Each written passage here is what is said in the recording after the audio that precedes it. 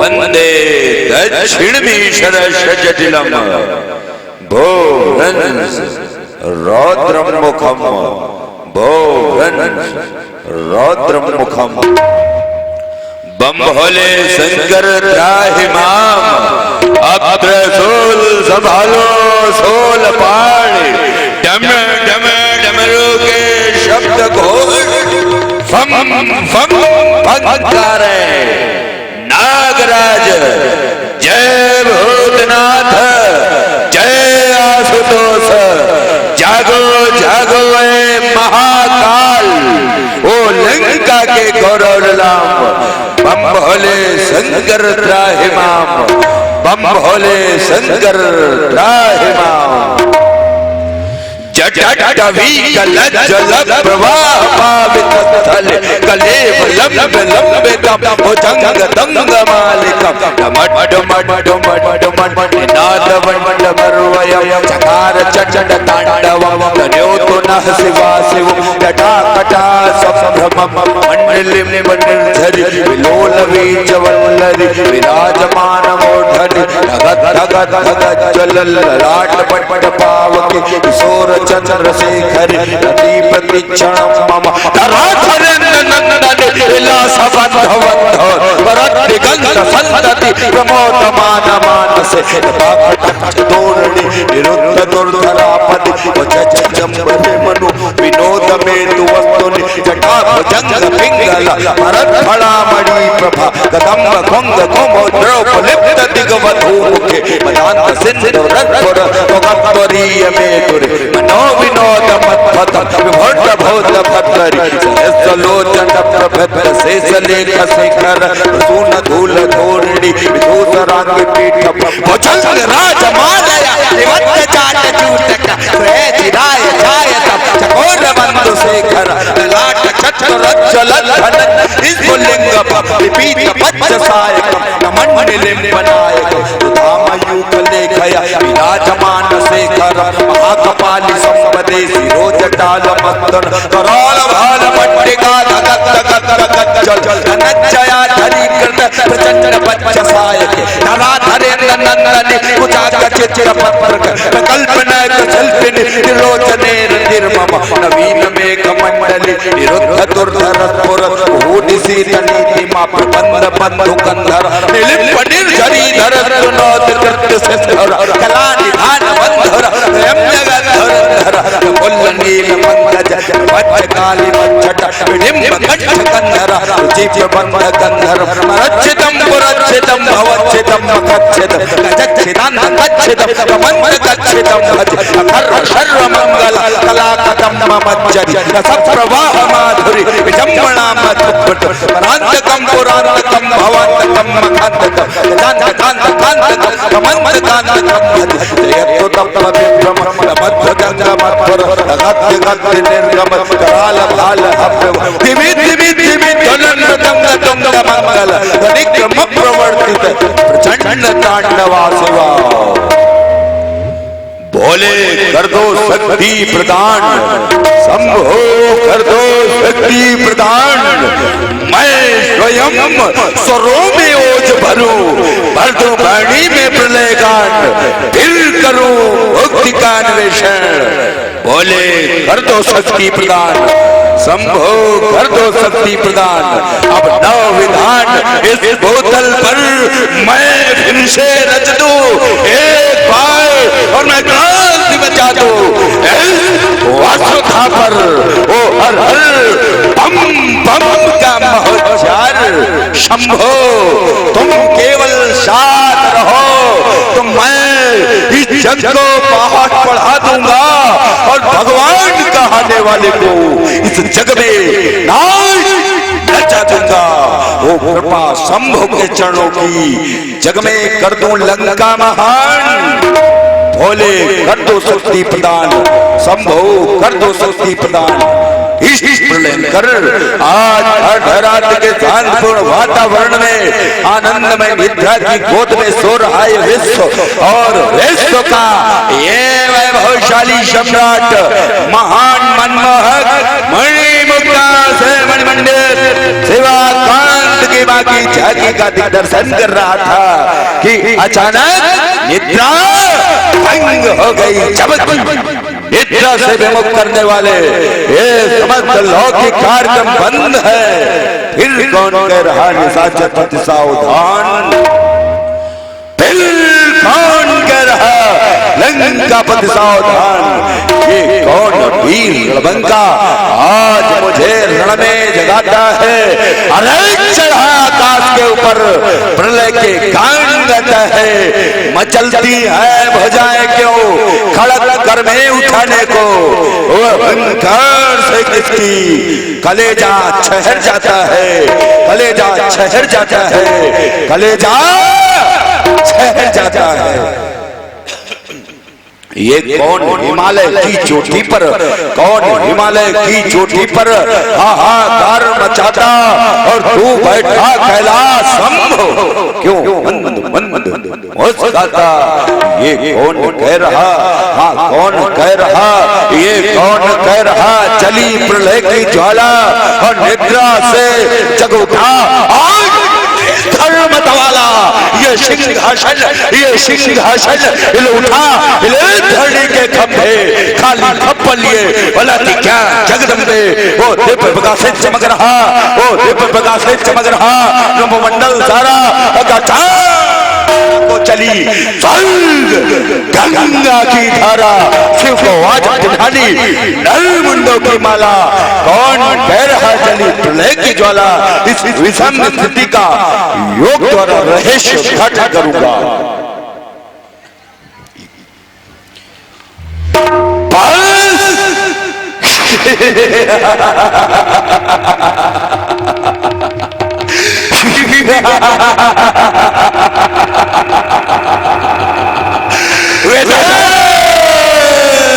हो गया लंकेश, तेरी विजय, तेरी ही विजय, तेरी वो अंतिम विजय भी आ गई। इस वसुंधरा पर चीरवासी को आना पड़ा अपने लाल के रक्षार्थ। क्यों ना आते मेरी चपरासी चमचमाती हुई चांद की चपलता अनंत काल से आपके भक्त मंडली के मस्तकों का चुंबन भी तो कर रही थी ना। और जनक तूने धनुष यज्ञ का विधान रचा तो याद रख, अगर टूटा मिला अजगो तो मैं मिथिला को पलट दूंगा। स्वयं मर की खुशी को आज रस्थल में बदल दूंगा। तुम्हारे शत्रु से अजगो जन्म भर बैर मैं लूंगा, या उसके प्राण ले लूंगा या अपने प्राण दे दूंगा। अरे शीघ्र ही पकड़ कर खींच लाऊंगा तुझे आकाश से। देखता हूं जाएगा कहां तू बचकर रावण के चाल से। कलेजा चाट लूंगा, मुंह तोड़ दूंगा, हथ खाई आंखें दबा फोड़ दूंगा। जनक तूने मेरे संताप की ज्वाला जलाई है और धड़क याद सीने में तो घर में उठाई है। जकड़ कर बाहु में औलाद की जंजीर डालूंगा और छाती पर कलेजा चीर डालूंगा, कलेजा चीर डालूंगा, कलेजा चीर डालूंगा। प्रतिहारी मेरे मिथिला में प्रस्थान है तू शीघ्र पुष्पक विमान मेरे समीप उपस्थित करो। जय महाकाल।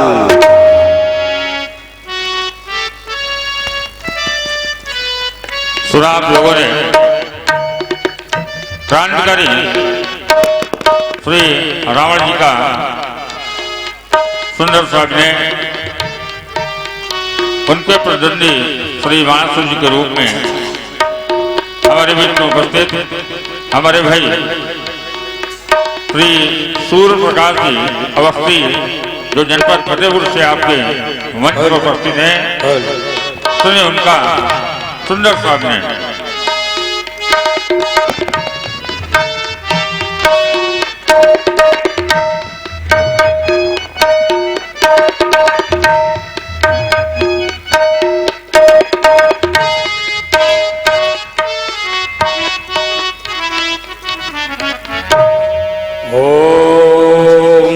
नमः शिवाय। ओम नमः शिवाय। ओम नमः शिवाय।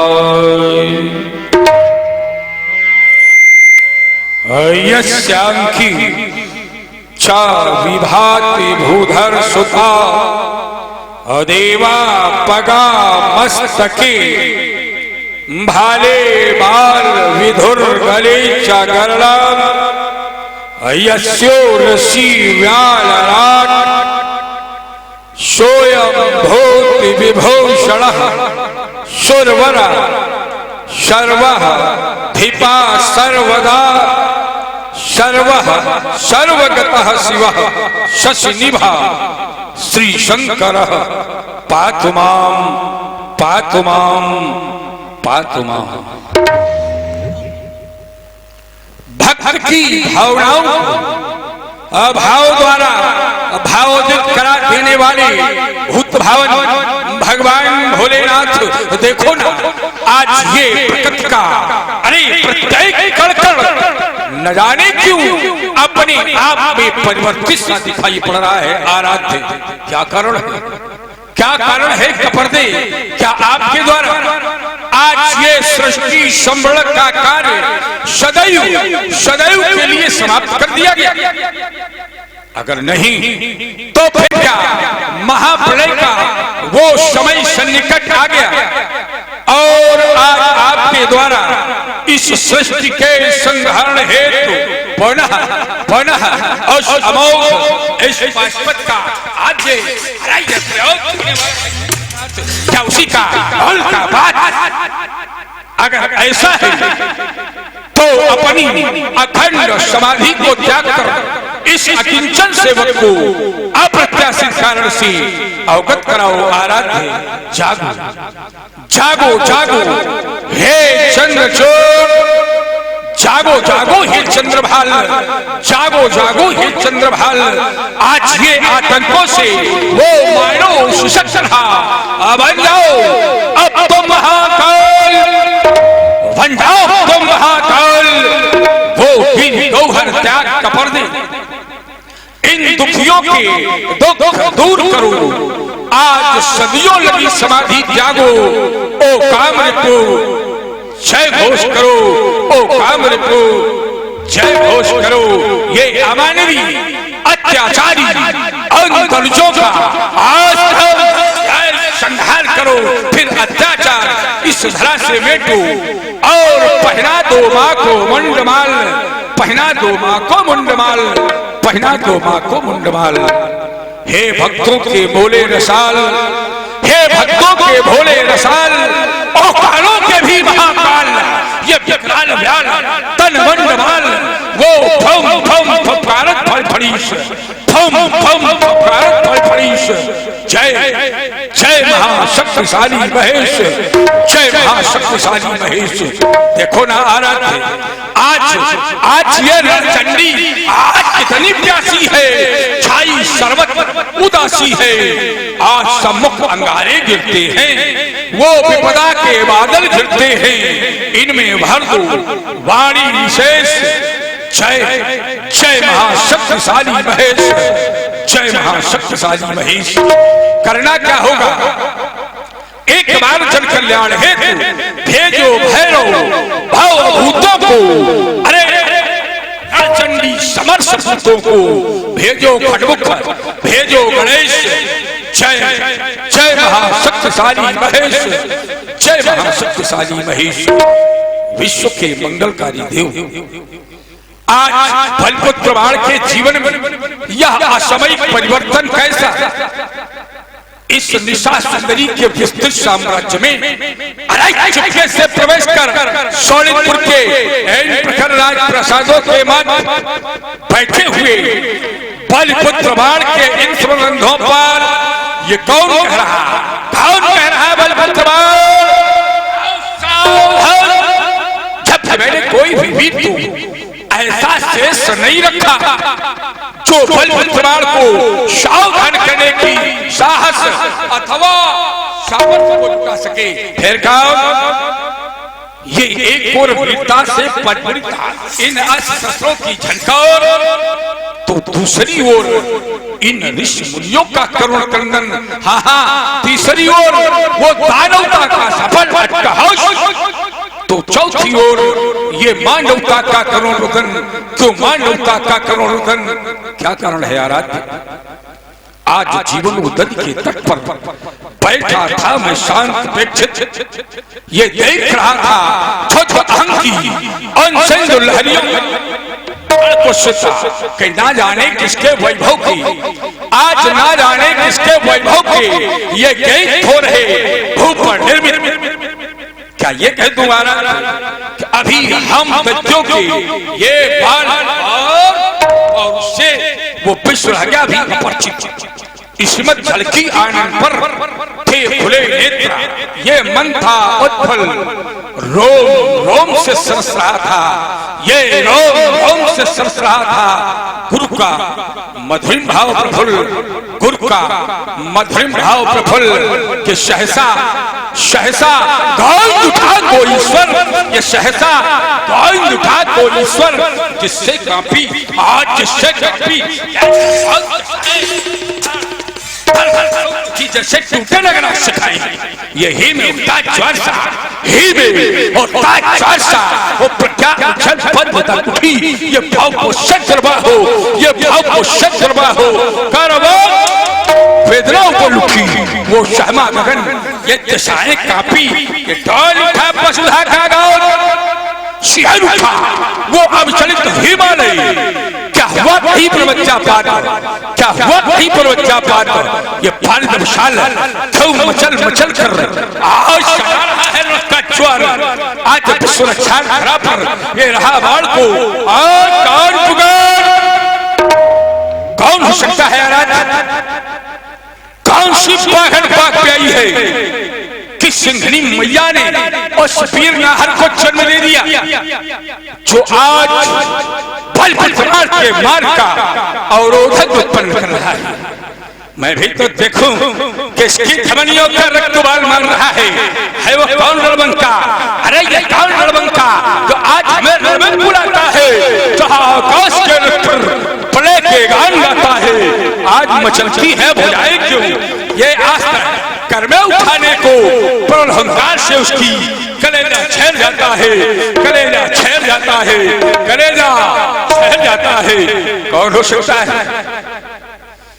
कुछ भी तो भाषित नहीं हो पा रहा राज। इस उथल पुथल के मूल में क्या है?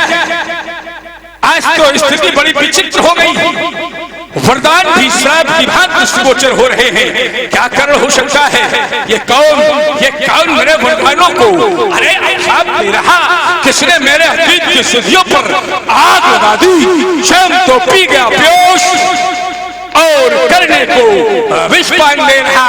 ये कौन मेरे वरदानों को अभिशाप दे रहा? भोले महेश और निज कर सुमनों से ये बाढ़ कर रहा था वंदन कि सहसा समाज टिक गई आज, सहसा समाज टिक गई आज। सुन असुरों का भीषण गर्जन, हे देवों के देवाधिदेव, हे महादेव हम दूर करो तुमको वंदन, सत सत वंदन, जय रही। यह अज्ञात प्रश्न पुनः समाधिस्थ होकर के भाषित करता हूँ। आराध्य हमारी व्रत को स्वीकार करिए। ओम नमः शिवाय। ओह हृदय द्वारा अज्ञात प्रश्न भाषित हो गया। मिथिलापुर में मिथिला पत्नी ये रचो स्वयंवर सीता धन खंडन करने वाले को अर्पित की जावेगी देवी सीता। ऐसे मांगलिक समय में अमंगलता का द्योतक वर्तमान में आतंक का पर्याय बन चुका वो महाबली रावण आज तेरा मिथिला में पदार्पण, तो क्या मिथिला में अनीति होगी? हाँ क्यों नहीं? वर्तमान में तेरे द्वारा एक अध्यादेश भी तो पारित किया गया है, जिस अध्यादेश का अनुसरण तेरे अनुचर भली भांति करते हैं। और वह अध्यादेश है द्विज भोजन मत होम सराधा तेन महिलाएं करो तुम तेरे इस अध्यादेश को तेरे अक्षर से पालन कर रहे हैं और स्थिति बना दी है। जहां जब रोग यज्ञ मुनि करही तो अति बारिश सुबह ही करही, कारण देखत यज्ञ निशाचर धावही करही उपद्रो मुनि। आज राजा जनक के द्वारा भी मैथिल रंगमंच के अंतर्गत एक यज्ञ ही तो किया जा रहा है। धनुष यज्ञ जैसे पवित्र तीर्थ में तेरी उपस्थिति निश्चित कहीं न कहीं अनित का धोतक के दशानन, इसलिए तुम्हारे लिए मेरी सच परामर्श है। मैं भी मिथिला की पवित्र भवन पर उपस्थित होने आ रहा हूं। हो सकता है तुम्हारी उपस्थिति मेरी उपस्थिति से पहले हो जाए तो मिथिला रंगभूमि में किसी भी खलयज्ञ को जन्म देने का अरे दुस्साहस पर जुटाना दशानन, अन्यथा परिणाम तेरे हित में अच्छा न होगा, परिणाम तेरे हित में अच्छा न होगा। ओ लंका के शासक सावधान, ओ लंका के नाहर सावधान। अब मैं भूतल पर आता हूँ। ओ भूवीरो देना दोष नहीं, ये जगवीरो देना दोष नहीं। अब मैं अपने अस्त्र उठाता हूँ, मैं अपने शस्त्र उठाता हूँ। आज शस्त्र उठाने का कारण बन गया वह लंका, जिस लंका के बारे में ये शास्त्र गुणगान करते हुए नहीं थकते थे। भोगावती जहाँ ऐकुलवासा, अमरावती जहाँ शक्कर निवासा, तैनमहुअधिक रम्य अतिबंका, जग विख्यात नाम नहीं लंका। आज उस लंका की स्थिति तूने क्या बना डाली है? अरे वह कलंक बनी जग में, जहाँ निश्चर ही निश्चर रहते हैं, करते हैं अत्याचार घोर, अपने को राक्षस कहते हैं। तो तेरे स्वयं वृक्ष के मूल मंत्र को फिर आज सजाने आता हूँ। ओ लंका के शासक सावधान, ओ लंका के नाहर सावधान। अब मैं भूतल पर आता हूँ, अब मैं भूतल पर आता हूँ। करूं प्रस्थान मिथिला को यही आयस पुरारी की। आज न मैं दूंगा स्वयं समय कभी भी गंग धारी की। दशानन के मैं आनंद को अरे वहां जाकर के मोड़ूंगा। अधर्मी यज्ञ बना तो फिर पछाड़ूंगा, न छोड़ूंगा, पछाड़ूंगा, न छोड़ूंगा। इसी कामना के साथ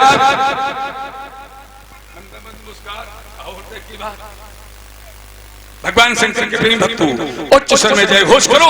बोलो जगत गुरु शंकर भगवान की जय। जय भोलेनाथ, जय जय भोलेनाथ।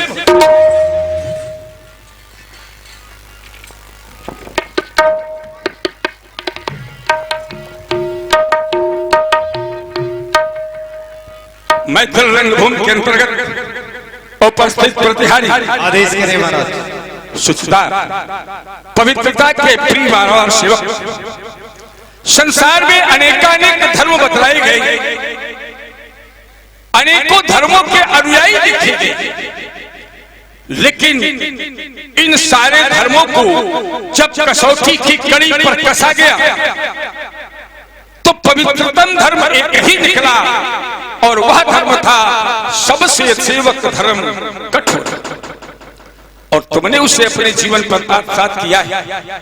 निश्चित ही तुम्हारा भावी जीवन मंगलमय होगा। जाओ नेपाल श्रीरथ से कहो रंगभूमि के मध्य भाग में युवराज बाण का आगमन साक्षात्कार की अभिलाषा। महाराज के जीवन की जय जयकार हो। श्रोणित कुलभूषण श्री बलिपुत्र बाण का आगमन मिलने के लिए आकांक्षा।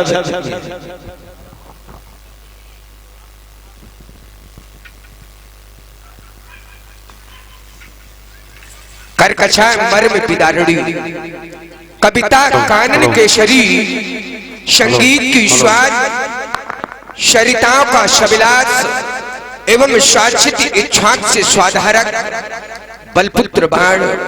जय जय श्री शंकर भगवान की। यम नियम आसन प्राणायाम प्रत्याहार धारणा ध्यान समाधि अष्टांग योगों के परमाचार, वेदक ज्ञानी, ब्रह्म ज्ञानी, तत्व ज्ञानी जैसी उपाधि से अलंकृत सम्राट श्री रघुराज। जय जय श्री शंकर भगवान। स्वागत स्वीकार कर बंधु।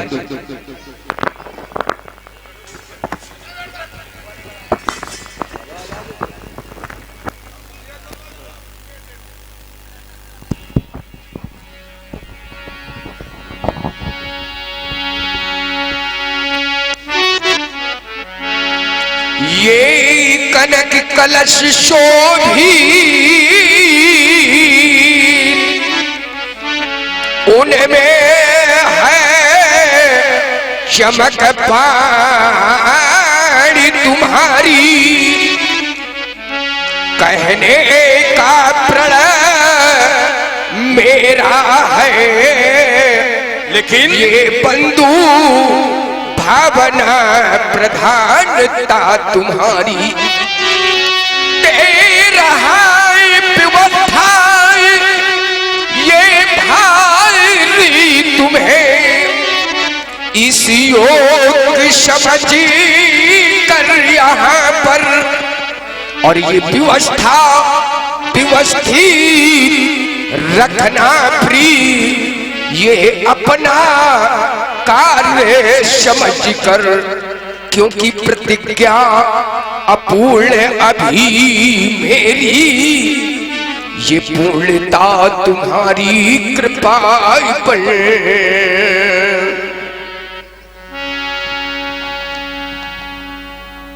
यद्यपि सदाचार की धरती पर खड़े होकर के जब कोई प्रस्तुति प्रस्तुत की जाए तो प्रतिपक्ष को उस पर टिप्पणी करने का अधिकार नहीं होता, कारण वहां भाव प्रधान होता है। लेकिन दूसरी ओर हमें एक सिद्धांत और मिलता है, महाजनों एवं गतौ शपंथा, महापुरुषों के द्वारा किए गए आचरण का अनुसरण आने वाला जनमानस। आज आपके द्वारा जो दायित्व तो मुझे दिया जा रहा है तो मैं विचार करने लगा, आचार्य इस पद के योग्य तो हमें आप समझ रहे हैं। अगर कदाचित मैं ना आता इस हमारी धर्मसुता राजा बेटी सीता के स्वयंवर का अनुष्ठान, नाते अपनत्व के आपने हमें बताना भी उचित नहीं समझा। अरे अगर इस प्रतियोगिता में सीता वर के रूप में प्रस्तुत होता तो तुम्हारी बात मैं समझ, लेकिन मैं तो एक पिता के पक्ष को सबल बनाने आया हूं और इसके बाद भी आपने इस कार्य की योग्य हमें न समझती हुई पूर्व में कोई सूचना नहीं, क्या कोई मेरा अपराध? तदंतर कुछ समय पहले एक बार सुधनवा के साथ हमारा युद्ध हुआ और आप वहां आए, और जिस समय सुधनवा मेरे हाथों से मारा गया वहां से आप चले गए वापस, तो मैं आपको आमंत्रित करने से भ्रमित था। देखो राजा, अभी बात समझ में आ नहीं रही, यद्यपि चोट तुम्हारी बहुत अच्छी है, स्वीकार करता हूं, लेकिन कन्या के विवाह को क्या राजनीति से जोड़ेंगे आप? सनातन संस्कृति और दैत्य संस्कृति में विरोधाभास तो सदैव सदैव से रहा, लेकिन ये कन्या का विवाह है, कन्या के विवाह के वर खोज का उपक्रम है और इससे पवित्र कार्य कोई हो नहीं सकता। चला देर आए दुरुस्त आए, आपने हमें इस योग के समझा तो मैं आपको पूर्ण आश्वस्त करता हूं कि मेरे द्वारा इस रंगभूमि की व्यवस्था को अखंड एवं अक्षुण्ण रखा जाएगा। जिसकी कन्या के विवाह का उपक्रम चल रहा हो उसका समय ज्यादा नहीं लेना चाहिए। जाएं आप अन्य कार्य देखें।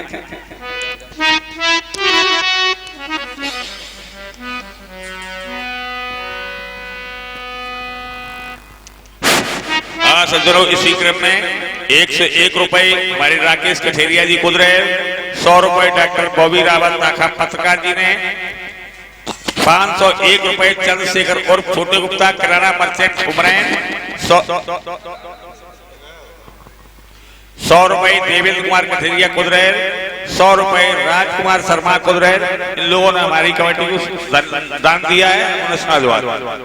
मिथिला में मौलिक परिवर्तन, उत्सुक बाल मंडली, दैवी विभूतियां, रंगशाला की रचना, विज्ञान की चरम सीमा, किंतु स्वयंवर सरोवर के मानवी दानवी सरोजों की प्रत्येक पंखुड़ी म्लांत क्लांत विभ्रांत एवं कम्पीशी क्यों मौन्यता व भय का साम्राज्य क्यों न हो, रावण आ गया है ना वंदी जन। आदेश करें महाराज। तुम यहाँ के वंदी जन हो हाँ महाराज। तो जाकर जनक से कहो जिससे भयातुर भानु दिन में मलिन होत, अरे धन की टंकार से सुरमंडल थर्राता है, लहू की पिपासी यार में देखी चंद्रहार भीषण वृंदों में पाला पड़ जाता है। अरे धोखे से मारो जो टक्कर इस धरातल पर तो कचले से सिर पर छाला पड़ जाता है। जाओ प्रतिहारी जाके कह दो जनक से तुझे त्रिभुवन सम्राट सैव रावण बुलाता है। महाराज के जीवन की जय जयकार हो। पुलस्त कुलभूषण कंचन नगरी सम्राट श्री रावण जी का आगमन मिलने के लिए आकांक्षा व्यक्त की है।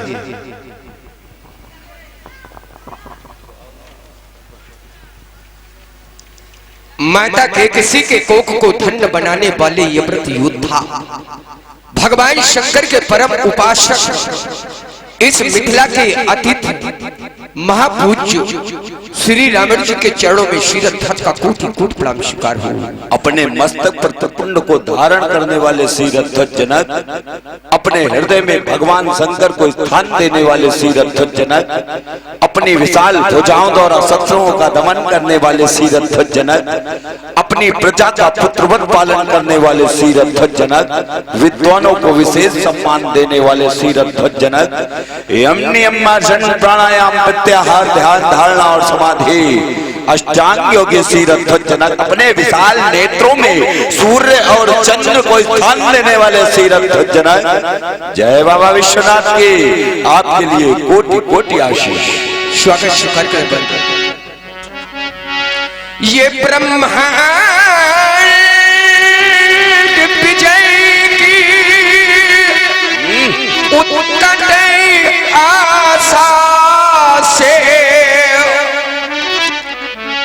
जग बीच विचरने वाली और सीधी शरीर भावों से देवों का झूम झूम मत दलने वाले आवो आवो लंकेश शंभू के आराधक ये भी द्वाने मनसी और काटी काटी कर सिर चढ़ा कर सिर शिव पर तुमने चढ़ा दिए यशस्वी। आप आए और आपके आगमन से मैं हर्ष से गौरवान्वित हो गया। कहे भगवान हमारे लिए क्या आदेश। राजन स्वीकार ली हमने तेरी वंदना और हे धर्माधिकारी स्वीकारी हमने तेरी प्रार्थना। जनक आचार्यों ने 4 प्रकार के यज्ञ बताए हैं, द्रव्य यज्ञाच तपो यज्ञ योग यज्ञ तथा परे और स्वाध्याय ज्ञान यज्ञाच हेतु कर्म विश्व का। और जब मनु महाराज से पूछा गया तो उन्होंने 5 प्रकार के महायज्ञों का वर्णन किया। अध्यापनम ब्रह्म यज्ञ पितृ यज्ञाच तर्पणम होमो दैवो बलिर्भूतो नृयज्ञ अतिथि पूजनम। यह सर्वसाधारण भाषा में ब्रह्म यज्ञ दैव यज्ञ पितृ यज्ञ भूत यज्ञ और अतिथि यज्ञ जिसे लोग नृप यज्ञ के नाम से जानते हैं, तुमने हमें आतिथ्य दिया, एक यज्ञ जैसा कार्य किया। वास्तव में तुम महान हो। अब यदि समाज के मध्य बैठे किसी विद्वान के मस्तिष्क में यह धारणा है कि महान कौन है, तो हमारी बुद्धि कहती है कि जो संघर्षों में जीता है वही महान कहलाता है। क्योंकि सोना जब अग्नि में तपता है तब तो कुंदन बन पाता है। कोई कहे क्या संघर्ष राजा जनक के चरित्र में आया, क्या वक्त की मार ऐसे धर्मात्मा नपाल के जीवन चरित्र में आई, तो हम कहेंगे वक्त के समक्ष या जनक क्या। अरे वक्त इंसान को हैवान बना देता है, वक्त इंसान को हैवान बना देता है, ऐसे व्यक्ति का व्यक्तित्व लेते हैं जिसके संदर्भ में कहा गया कि सकल अवन्य मंडल ते ही काला और एक प्रताप भानु महिपाला। उसके कृत्य क्या थे? तो कहा कुर सुर संत पितर मही देवा करई सदान सबके सेवा और विप्र भवन सुर भवन सोहाए और सब तीर्थन विचित्र बनाए। जहां लगी कहे पुराण श्रुति एक एक सो जाग। कहा जाता है कि 100 अश्वमेध यज्ञ करने से इंद्र पद की पदवी प्राप्त होती है। और यहाँ क्या स्थिति है? तो कहा 12 सहस्त्र सहस्त्र नट किए सहित अनुराग।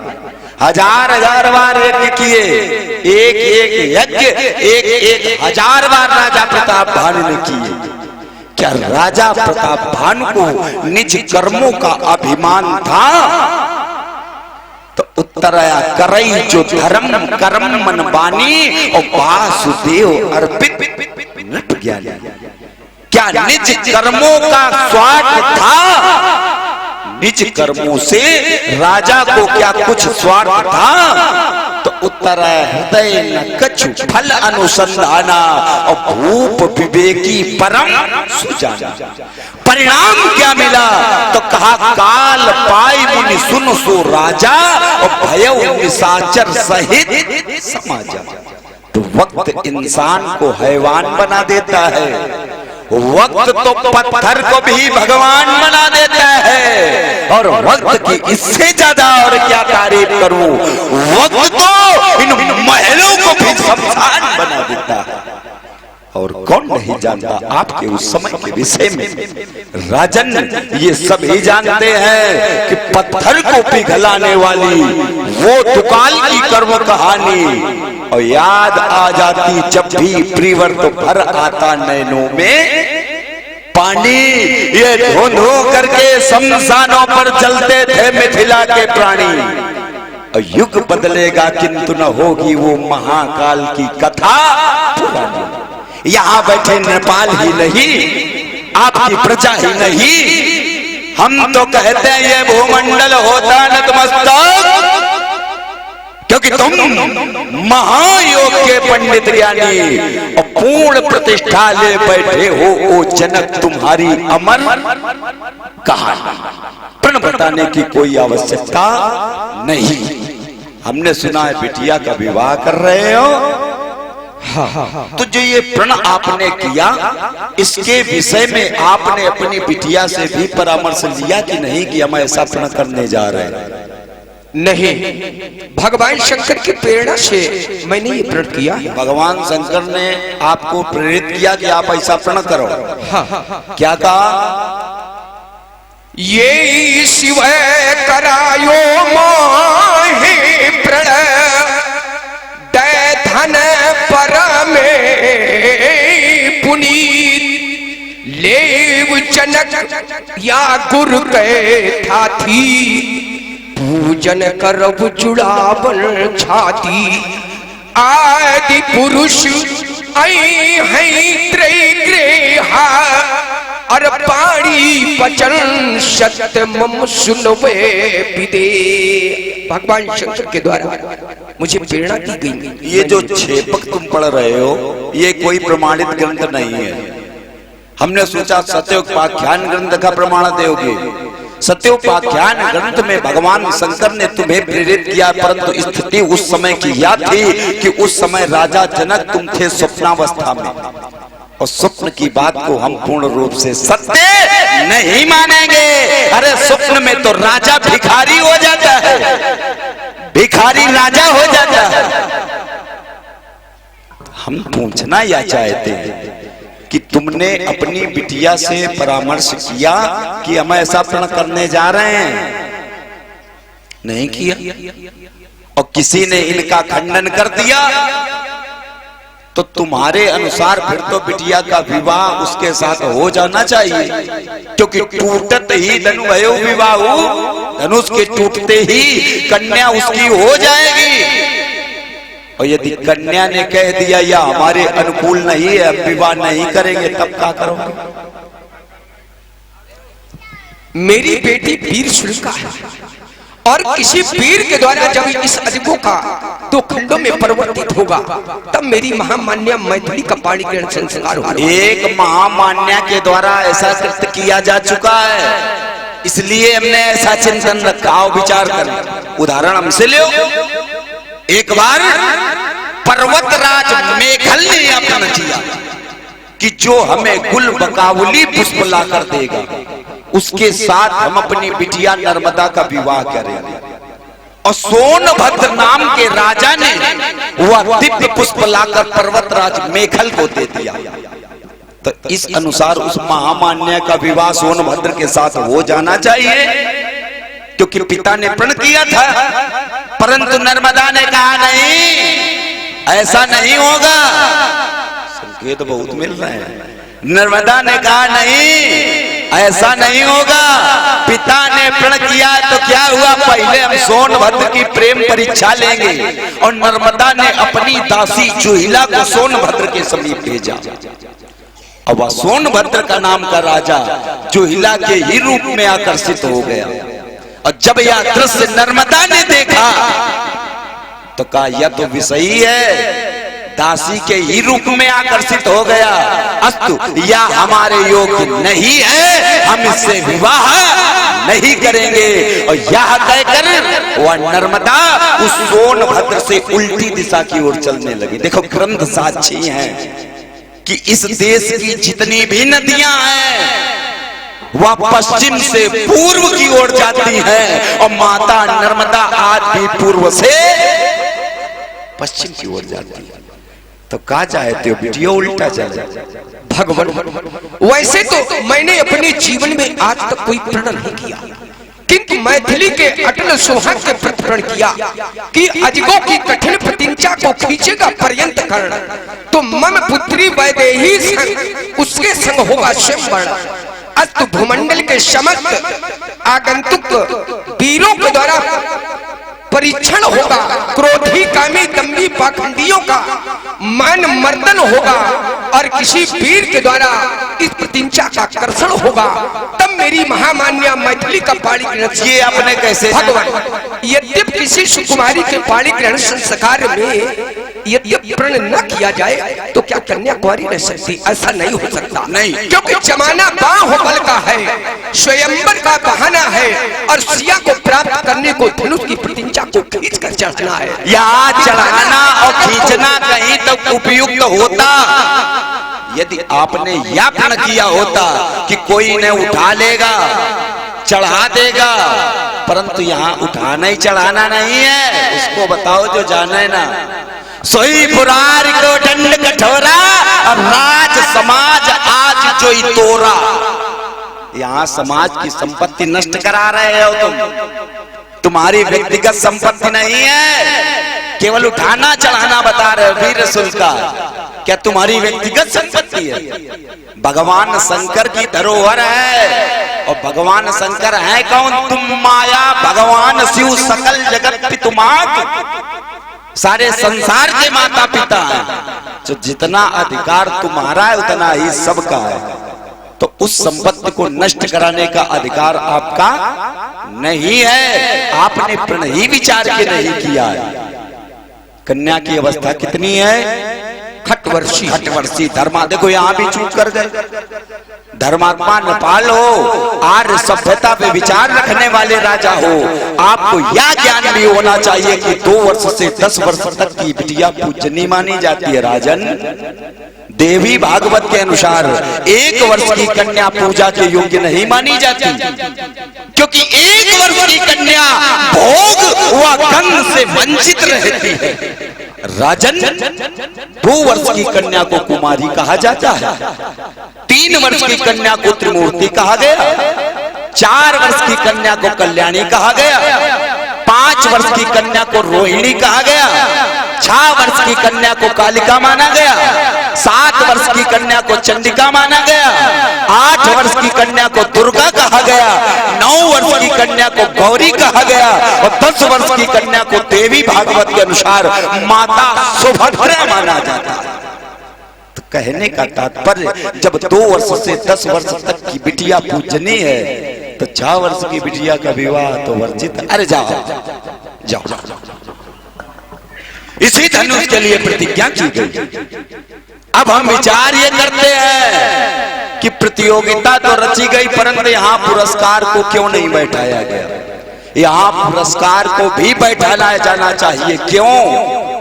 क्योंकि यदि अवलोकन के बिना कोई प्रत्यंचा यहाँ चढ़ा देगा और फिर योग्य हुआ ना सीता के, तब पुत्री के जीवन का क्या होगा?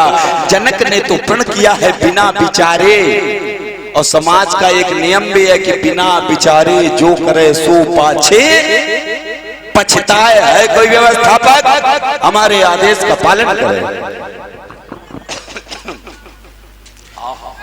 विश्व के वैभवशाली सम्राट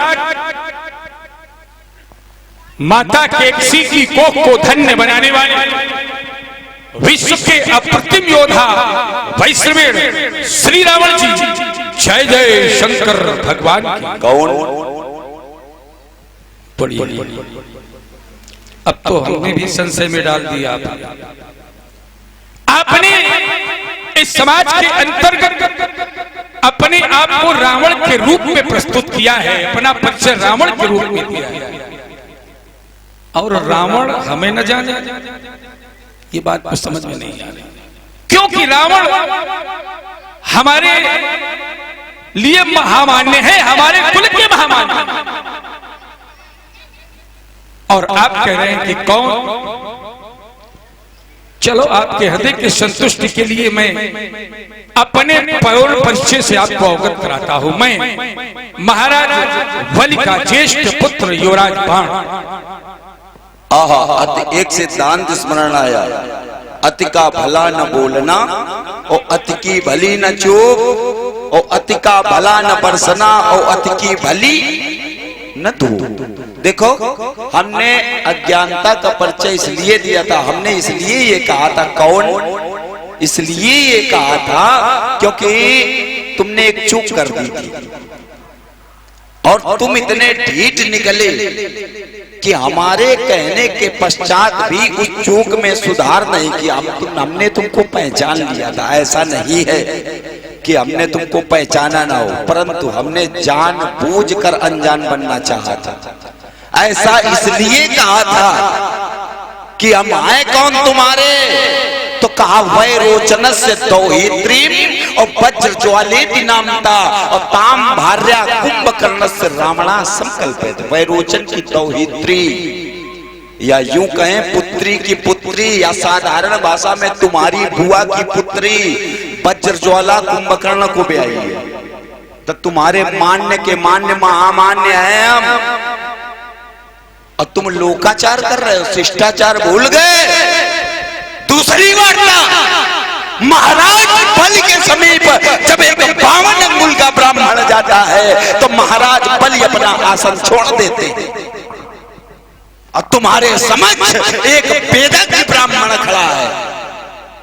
सर्वे वेद विदा सूरा सर्वे सुचरित पिता औतो पित्रा सामृताम गंधमादन पर्वत। एक वेदज्ञ ब्राह्मण खड़ा है, और शिष्टाचार भूल गए, लोकाचार कर रहे हो। यही है महाराज बलि के नीति, यही है महाराज बलि के संस्कार। बढ़िया श्रीमान जी, अगर पैर पुजवाने की इतनी ही लालसा है तो उसके अनुकूल बनो। अगर मैंने आपको लोकाचार की भाषा से हटा करके उस परम तत्व के सामिप्य में जोड़ दिया तो कोई अपराध किया क्या? मैंने आपको आपकी चरण वंदना नहीं की, आपको इस बात का कष्ट है। अगर मैंने आपको ईश्वर की सत्ता से जोड़ दिया, स्वयं भगवान शिव की सत्ता से जोड़ने का प्रयास किया, तो क्या कोई अपराध? जहां आप हमारे प्रति चूक देख रहे हैं, दोष देख रहे हैं कि मैंने शिष्टाचार न करके दोष, हमारे जीवन में जो आप दोष लगा रहे महाराज, मैंने आपकी चरण वंदना क्यों नहीं की? क्योंकि इसके लिए हमें शास्त्र अनुमति नहीं देते। कुछ स्थान ऐसे बताए गए हैं जिन स्थानों में सन्मुख प्रणाम होने के बाद भी उसे प्रणाम नहीं करना चाहिए। जैसे व्यक्ति देवालय में हो, मंदिर में, भले ही वो अपने से ज्येष्ठ और ब्रह्म क्यों न हो, लेकिन मंदिर में चरण वंदना नहीं करनी चाहिए। व्यक्ति सुदूर हो, ऐसी स्थिति में भी चरण वंदना नहीं करनी चाहिए। पूज्य होते हुए भी व्यक्ति अगर शस्त्र धारण किए तो शस्त्रधारी को भी प्रणाम नहीं करना चाहिए। और आप शस्त्र से युक्त हैं, इसलिए मैंने आपको प्रणाम नहीं किया। तो महाराज अनुकूल बनो, वंदना ले। देखिए दो बिंदु आए। एक तो शिष्टाचार ना करके ईश से जोड़ा गया। इसके लिए एक चिंतन ये देंगे, यद्यपि आपकी पहुंच वहां तक हो जाएगी, अन्य युवराज हो तो वो पहुंच नहीं पाएंगे वहां तक, और आपकी पहुंच वहां तक हो जाएगी। एक बार देवताओं का राजा इंद्र ईश्वर से जुड़ा ही नहीं था, संगीत में लिप्त था, और संगीत में ईश्वर का वास होता है। और उसके गुरु बृहस्पति गए, और संगीत में लिप्त होने के कारण वह केवल उठ के ना खड़ा हुआ, तो बृहस्पति ने उसका त्याग कर दिया था। बृहस्पति ने उसका त्याग कर दिया था। और बृहस्पति को देव श्रेणी में ही नहीं, ईश्वर श्रेणी में भी मानोगे। ईश्वर का अंश है बृहस्पति, क्योंकि गुरुर ब्रह्मा, गुरुर विष्णु, और गुरुर देवो महेश्वरा, और गुरुर साक्षात परब्रह्म। तो तुम्हारे बिंदु का यहाँ तो खंडन हो गया। एक तुमने चिंतन बहुत अच्छा किया, क्या कहा? शस्त्र धारण करे। तुम्हारे जैसों की बुद्धि के कारण ही आज सनातन की ये दशा है। क्या कह रहे? शस्त्र यदि कोई धारण करे तो उसे प्रणाम नहीं करना चाहिए। इस सनातन के जितने भी देवी देवता है वह अपने हाथों में शस्त्र व अस्त्र धारण करते हैं, और तुम्हारे जैसे बुद्धि वाले हो तो ये प्रचार करें कि जो ईश्वर या जो देवी देवता अस्त्र शस्त्र धारण करे उसे प्रणाम ना करो। आइए विचार करते हैं। इंद्र कुलिस, इंद्र के हाथ में वज्र है और मम शूल विशाला, भगवान शंकर के हाथ में त्रिशूल है और काल दंड हरिचक्र कराला, यमराज के हाथ में पास है और विष्णु के हाथ में चक्र है। तो किसे प्रणाम नहीं करोगे? इस सनातन के जितने भी देवी देवता हैं अपने हाथ में अस्त्र व शस्त्र धारण करते हैं और सबको प्रणाम करना चाहिए। जैसे भगवान परशुराम अस्त्र व शस्त्र के कारण ही जाने जाते हैं, परशु के साथ ही उनका नाम जोड़ा जाता है। और तुम्हारे जैसे सनातनवादी यदि हो तो कह देंगे परशु धारण करें, इन्हें प्रणाम ना करो। अपना चिंतन प्रस्तुत करो युवराज। बढ़िया, हृदय से साधुवाद है। कम से कम तुमने इतनी मजबूत चोट लगाई है और आप लोगों के भी समझ में आई हो। परशुराम को संसार फरसे से ही जानता है, परशु के कारण ही उन्हें जानता है। यद्यपि उनका नाम राम था, परशु धारण करने के कारण परशुराम बन गए। लेकिन महाराज परशुराम से आप अपनी समता कर रहे हो। परशुराम है कौन? परशुराम है साक्षात परमात्मा के अवतार। मीन, कमट, शूकर, नरहरि, पावन परशुराम बपहरि। परशुराम ईश्वर के अवतार है और ईश्वर के बारे में बताया गया है, जो ऐसे शयन हरि करही बुध जन तिन कहूं दोष नग नहीं। यद्यप भगवान विष्णु शेषनाग की सैया पर विश्राम करते, साधारण आदमी को लिटा दो जरा सर्प के ऊपर। इतना ही नहीं, भानु प्रसानु सकल रस खाही तिन कहूं मंद कहत को नाही। अग्नि में पवित्र वस्तुएं भी डाली जाती हैं और अपवित्र वस्तुएं भी डाली जाती हैं, तो क्या अग्नि कभी अपवित्र होती? गंगा जल, गंगा में पवित्र जल भी जाता है और अपवित्र जल भी जाता है, तो क्या गंगा जल अपवित्र हो गया? सूर्य की किरणें देवालय में भी पड़ती हैं और अशुद्ध अपवित्र जगहों में भी पड़ती हैं, तो क्या सूर्य कभी अपवित्र होता है? ना। महाराज ये सामर्थ्यवान व्यक्तित्व हैं और इनके लिए एक ही अधारी से प्रमाणित कर दिया गया कि समर्थ कर नहीं दोष गुसाई रवि पावक सुरसर की नहीं। ये सामर्थ्यवान व्यक्तित्व हैं, इनमें प्रत्यक्ष में दोष दिखाई जरूर पड़ता है लेकिन ये दोष मुक्त होती है, इनमें किसी प्रकार का कोई दोष नहीं माना गया है। परशुराम सामर्थ्यवान व्यक्तित्व हैं, इसलिए परशु धारण करने के बाद भी वो प्रबल हैं और आप के लिए शास्त्र अनुमति नहीं देता है। यो राजवान बुद्धि चातुरता के लिए हृदय से साधुवाद। क्या कह रहे हो? वो सामर्थ्यवान व्यक्ति हैं और तुम सामर्थ्यवान नहीं है। और विचार करो किस व्यक्ति से तुम वार्ता कर रहे हो, ऐसे व्यक्तित्व से वार्ता कर रहे हो और सूर्य को सामान्य मान रहे हो, सूर्य को साधारण नहीं मान रहे हो, सामर्थ्यवान मान रहे हो और रावण को सामान्य मान रहे हो। तो रावण का जब चरित्र पढ़ोगे तो कहा रवि शशि पवन वरुण धनधारी और अग्नि काल जम सब अधिकारी। वह सूर्य हमारे अधीन है। और धन्य सुन रहे आप बहुत ही सुंदर संवाद की प्रस्तुति प्रभावित हुए हमारे भाई अखिलेश जी, आपके द्वारा 100 मुद्राएं दोनों ही महान विभूतियों के लिए प्रदान किए हैं। कोट कोट साधुवाद, धन्यवाद। यदि धरातल पे जाओगे तो देखो जन्म के समय से ही दो मूल जुड़ जाते हैं, एक अधिकार होता है, दूसरा कर्तव्य होता है। यदि तुम्हारा अधिकार कुछ बन रहा है तो कर्तव्य भी है, उसको नहीं भुला पाओगे क्योंकि कर्तव्य अधूरे रहे अगर तो अधिकार बदल कर क्या होगा। और यदि बीणा नहीं बजा सकते तो तार बदल कर क्या होगा। यदि माझी तुम्हारा बेसुध है तो पतवार बदल कर क्या होगा। और यदि खुद को नहीं बदल सकते तो संसार बदल कर क्या होगा। कह रहे हो सूर्य सामर्थ्यवान है। देखो किसी ने एक चिंतन दिया था कि ये जो उत्सव आता है अभी निकल गया, इसमें 10 सिर लगा के 10 आनंद तो सभी बन जाएंगे, लेकिन यदि 10 दिशाओं का ज्ञान पूछ दिया जाए तो किसी को नहीं होगा। 10 दिशाओं के 10 दिक्पालों के विषय में यदि पूछ दिया जाए तो अधिकतर खड़े हो जाएंगे। और जिससे वार्ता कर रहे हो वो 10 दिशाओं का स्वामी है। सूर्य की बात करते हो, 10 दिशाएं हैं। सबसे पहली दिशा है ऊर्ध्व, जिसके दिक्पाल हैं ब्रह्मा जी।